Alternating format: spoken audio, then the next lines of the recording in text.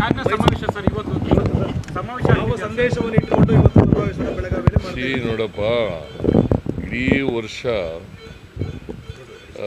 ನಾವು ಈ ಜೈ ಬಾಪು, ಜೈ ಭೀಮ್, ಜೈ ಸಂವಿಧಾನ ಅಭಿಯಾನವನ್ನು ಮಾಡ್ತೀವಿ.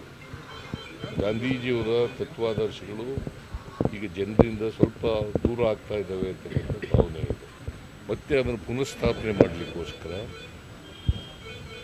ಗಾಂಧಿ ಇವತ್ತು ಕೂಡ ನಮಗೆ ಪ್ರಸ್ತುತ, ಗಾಂಧಿ ವಿಚಾರಗಳು ಪ್ರಸ್ತುತ.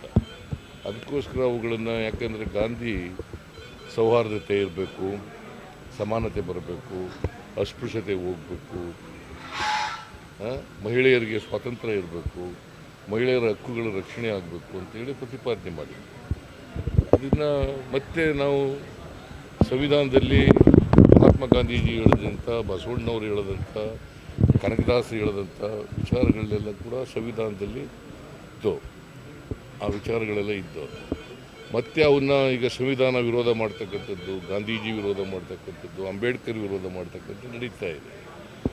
ಅದರಿಂದ ಇವುಗಳ ರಕ್ಷಣೆ ಮಾಡ್ತಕ್ಕಂಥದ್ದು ಕಾಂಗ್ರೆಸ್ನ ಜವಾಬ್ದಾರಿ. ಸಂವಿಧಾನದ ಪರವಾಗಿರ್ತಕ್ಕಂಥವ್ರು ನಾವು, ಅವರು ಮನುವಾದದ ಪರವಾಗಿರ್ತಕ್ಕಂಥವ್ರು ಅವರು.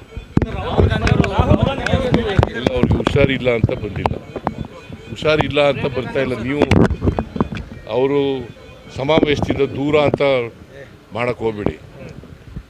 ಯಾವುದೋ ಒಂದು ಟಿ ವಿನಲ್ಲಿ TV9, ಯಾರೋ TV9 ಅವರು, TV9ನಲ್ಲಿ ಸಮಾವೇಶದಿಂದ ದೂರ, ಏನು ವಾಟ್ ಮೆಸೇಜ್ ಹುಡುಗೋ?